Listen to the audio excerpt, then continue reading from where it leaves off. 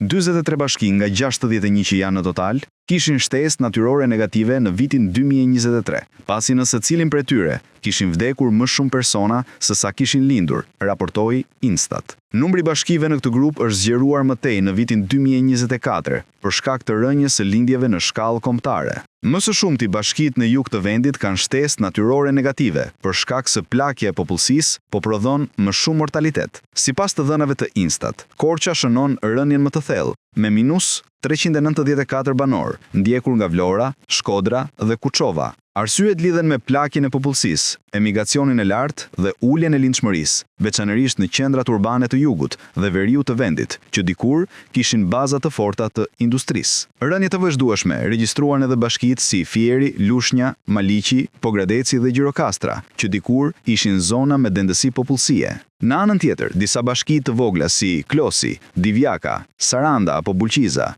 treguan stabilitet ose rritje të lehtë, duke reflektuar ndikimin e turizmit dhe normave tradicionale. Tirana qëndron në krye me një shtesë natyrore pozitive prej 2880 banorësh në vitin 2023, duke qenë vetmja bashki me rritje të madhe demografike. Kjo tregon për qëndrimin e lindjeve dhe migrimin e brendshëm drejt kryeqytetit, që mbetet epiqendra e ekonomisë, arsimit dhe punësimit në vend. Pasaj renditet Kamza me shtesë natyrore plus 620, Durrësi, Kruja dhe Kuksi, që shënojnë rritje të moderuar, edhe për shkak të ruajtjes së traditës për familjet e mëdha. Shtesa natyrore e popullsisë në Shqipëri mbetet negative në shumicën e territorit. Rritja e Tiranës dhe disa bashkive përreth saj po ndodh paralelisht me shpopullimin e pjesës tjetër të vendit, duke sinjalizuar një përqendrim gjithnjë më të madh të burimeve njerëzore dhe ekonomike në pak qendra urbane. Në 7 nga 10 bashki, popullsia po tkurret për shkak të plakjes dhe lindshmërisë së ulit. Shkaku kryesor është emigracioni i të rinjve, që largon grup mosha të riprodhuese nga zonat rurale dhe qytetet e vogla.